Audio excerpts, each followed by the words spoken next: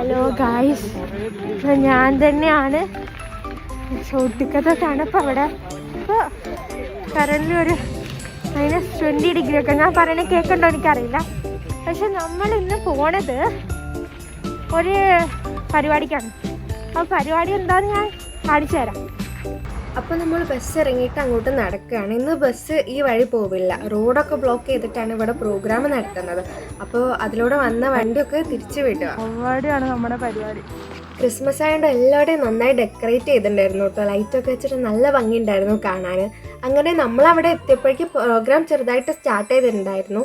ഇതാണ് നമ്മുടെ സ്ഥലം. അപ്പോൾ ഇതാണ് നമ്മുടെ ലൈറ്റ് ചെയ്യാൻ പോണ ക്രിസ്മസ് ട്രീ. ഇത് കൂടാതെ തന്നെ കുറച്ച് വേറെയും പ്രോഗ്രാംസ് ഉണ്ടായിരുന്നു കേട്ടോ.